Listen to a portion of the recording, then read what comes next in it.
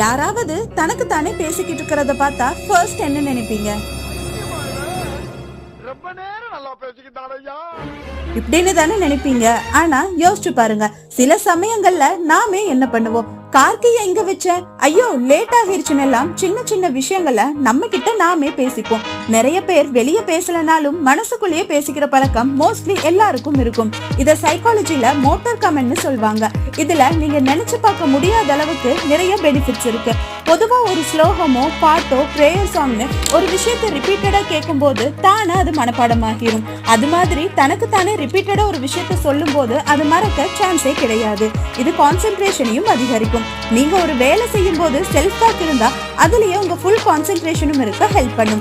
தனக்கு தானே பேசிக்கும் போது கான்ஃபிடன்ஸ் லெவல் இன்க்ரீஸ் ஆகும். நம்ம நண்பன் மூவில விஜய் சொல்வாரு ஆல் இஸ் வெல்னு, அது சும்மா இல்லைங்க, உண்மையாலே அதுக்கு பவர் இருக்கு.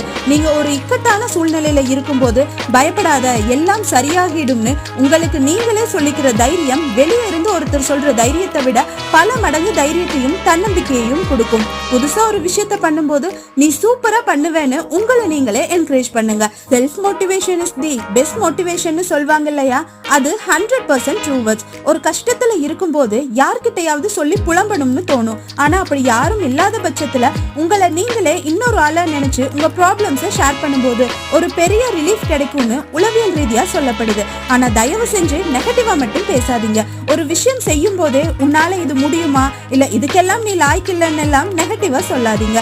செல்ஃப் மோட்டிவேட்டா பேசும்போது எவ்வளவு மேல நம்ம கான்ஃபிடன்ஸ் ஏறுமோ அதே மாதிரி நெகட்டிவா நீங்க உங்களை நினைக்கும் போது அந்த அளவுக்கு கீழே இறக்கி விட்டுரும். சிம்பிளா சொல்லணும்னா love your self, speak your self. இது இருந்தாலே நீங்க உங்க செல்ஃபை இழக்காம ஹாப்பியா இருக்கலாம். மேலும் இது மாதிரி இன்ட்ரெஸ்டிங் ஃபேக்ட்ஸை நீங்க டெய்லியும் தெரிஞ்சுக்கணுமா?